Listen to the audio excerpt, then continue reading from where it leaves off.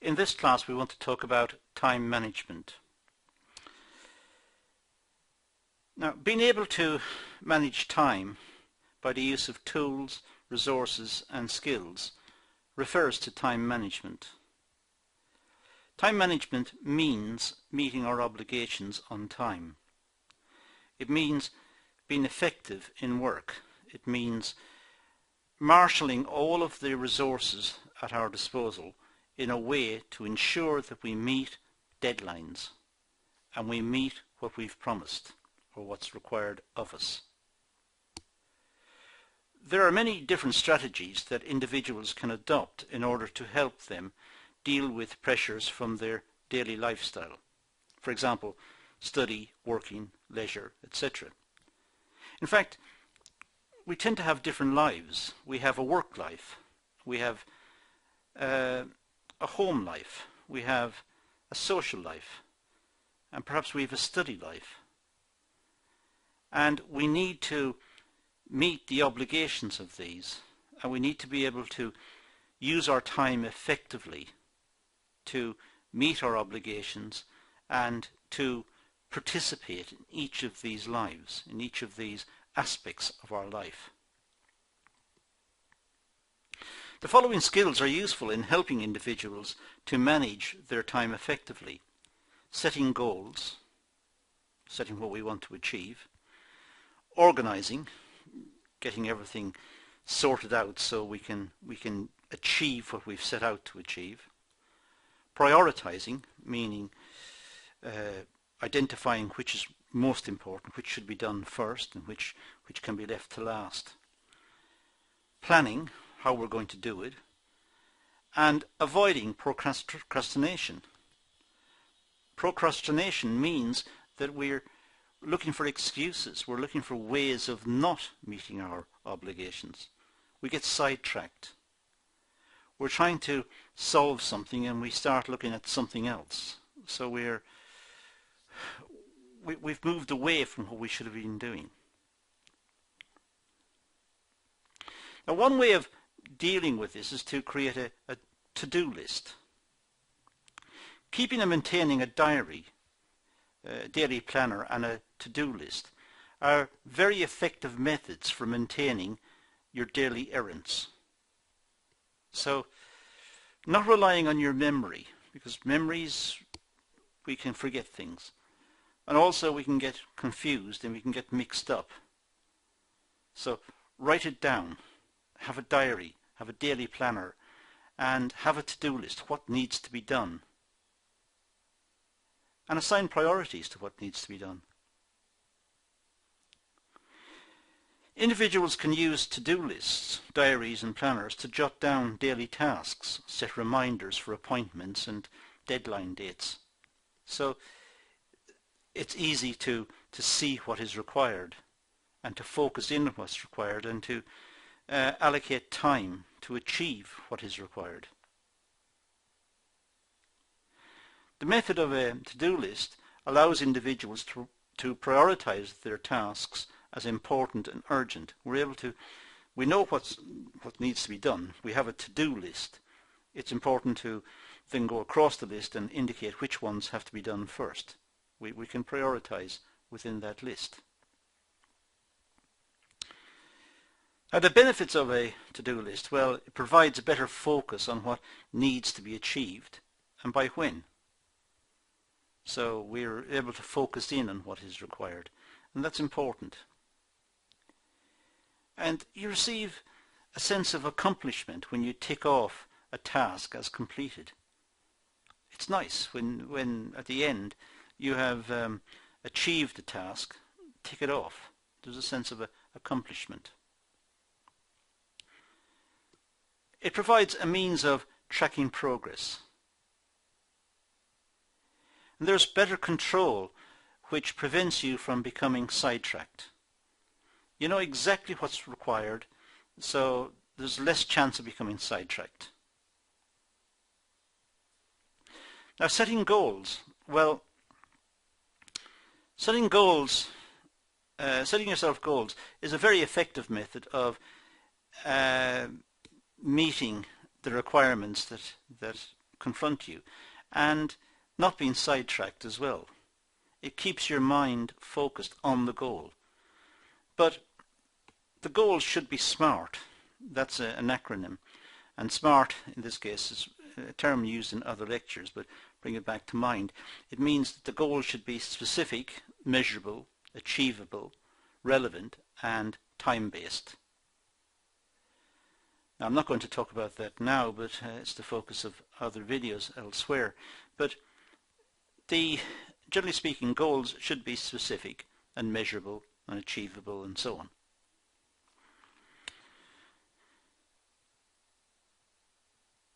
Goal setting provides initiatives and focus on what needs to be achieved and how you intend to achieve your goals. So it sets out what is required, and it enables you to focus in. This is the goal. The goal is to achieve a certain outcome, achieve it by a certain date. That is the goal, so that is the focus. And that means there's less chance of drifting off and looking at something else. Goals can be set using an action plan template where individuals can effectively review and follow their goals.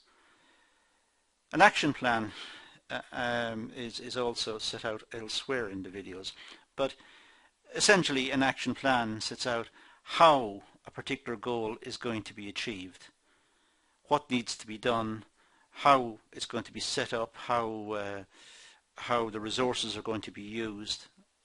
So it's easier to do it to achieve the goal.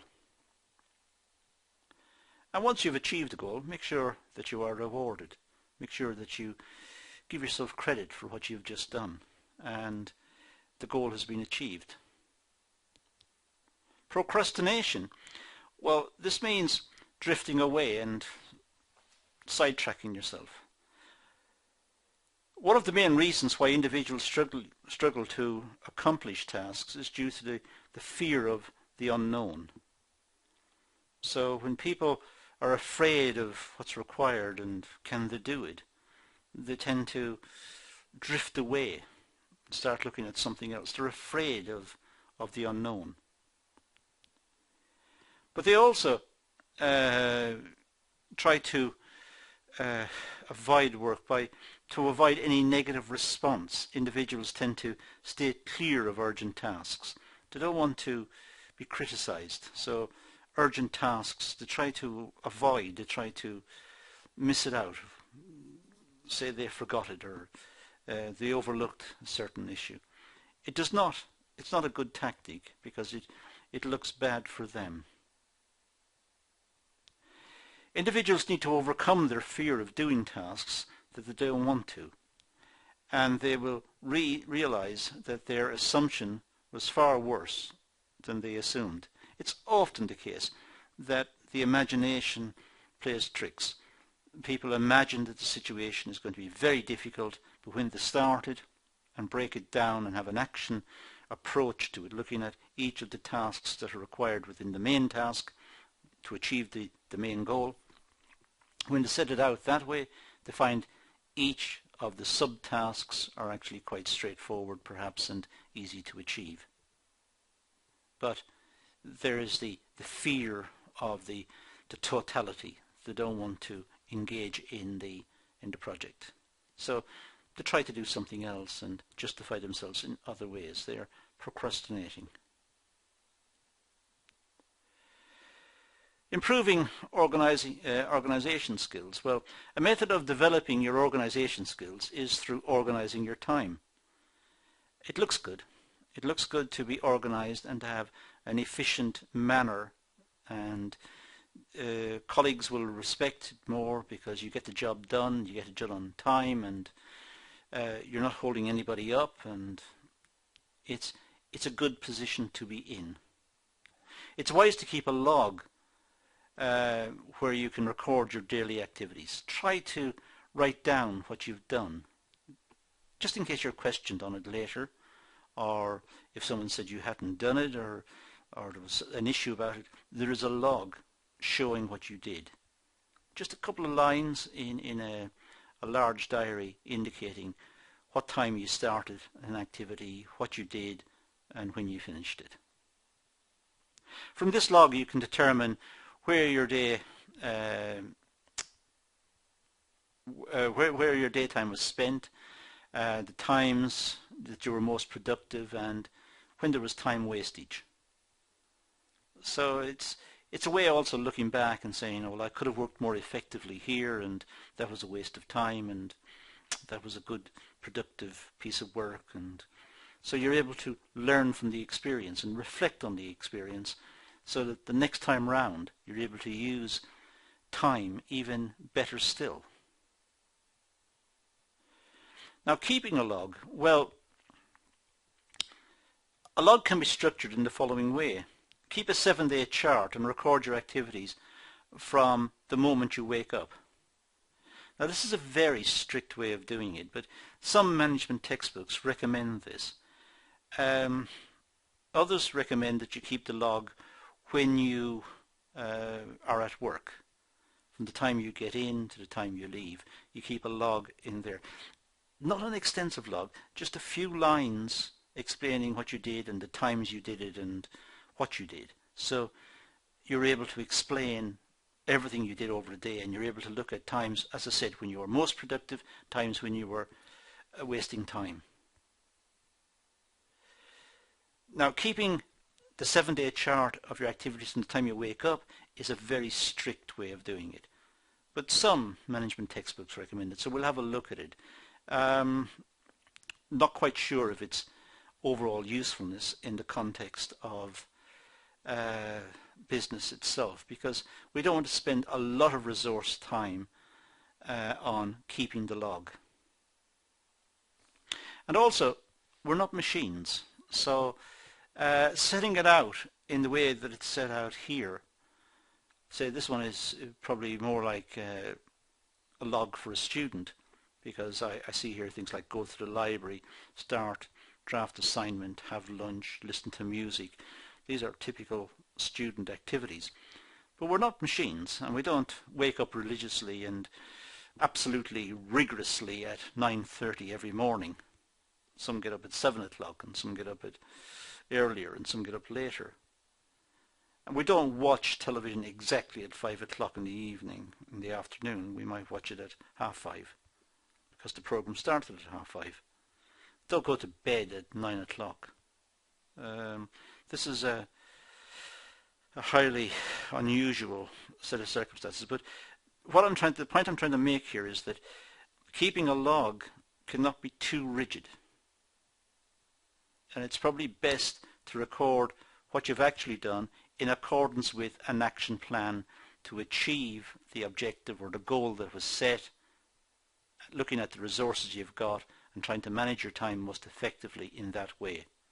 That's a probably better route than the one I've got on the screen at the moment.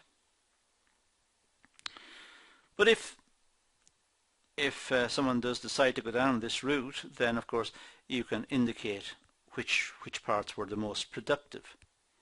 And that seems interesting enough. And you can say, well, which parts were time wastage. I'm not quite sure listening to music is time wastage. People need recreation. People need to watch some television and be sociable and understand what's happening in the world. Not just watching the news, but watching entertainment shows as well, so that they can be more interesting as people. But that's one route, and you've probably picked up that I'm not completely over the top about it. I much prefer the idea of going to work and keeping the log from the time you get to work, and keeping the log over your working day, making a few points at each stage. You've done something, you've completed something, looking at the action plan to achieve the goal, and ticking off the action plan, the list of, if you like, routines that are required to achieve the goal, and managing your time to achieve those, and then reflecting on the log to see what you've done right and what you've done wrong. Another technique that's sometimes used and turns up in management books is the urgent important matrix. Again, I'm not 100% sure about the usefulness of this, but it is a technique that crops up and we should discuss it. Some individuals are dedicated, hard-working and very organized, however fail to manage their time because they focus on tasks completion that are unimportant. So although they're organized and looking at the job and hard-working, they fail to manage their time because they focus on tasks completion that are unimportant. They try to finish the tasks that are not important. It's important to finish the tasks that are important. It's important to prioritize, in other words. Therefore, they are efficient at task completion, but they're not effective. They're completing a lot of tasks, but not, if you like, the right tasks, not the high priority tasks. The urgent important matrix can help determine between important, urgent and unimportant tasks. Let's have a look at it. Well, the urgent important matrix it's a matrix that helps us to be effective as well as efficient. In other words, we're completing tasks and we're completing the right tasks. Important tasks that aim to achieve the goals. So it's important it's important to complete and finish the important tasks. Not any task, the important ones. So they must be prioritized. It's important to complete the urgent tasks, tasks that need immediate attention to avoid any unfavorable consequences. In business, finish the tasks that will not hold up others, will not stop others from working. The work process must continue. So urgent tasks must be completed. We can visualize this. We can have a look at what's important and not important, and what's urgent and what's not urgent. And we can do it in terms of this type of structure. We have on the vertical axis what's important and what's not important, what's urgent and what's not urgent. And we can fill out that by looking at different tasks and writing in the tasks that are important. If they're important and urgent, they must be done now. If they're not important and not urgent, they don't have to be done. They can be left. If they're not important but they're urgent, they're not important, so they can be completed or rejected. They're not important, so they may be forgotten about or they may be completed. There might be tasks that are urgent but not necessary. The really important ones are the urgent ones, the urgent tasks that are important. So this little matrix shows how that could be worked out. And time management can fit into this by listing out the tasks that fit into the different boxes and which ones need to be done soon rather than later. And then managing time accordingly to ensure that the important and urgent ones are done first. The important ones and not so urgent must be planned to be done. The not important ones, well, they have low priority. If the resources are available, the not important but the urgent ones could be completed later. And that's our talk on time management. That's all I'm going to do on this session. So I'm going to leave it at that and say thank you for watching.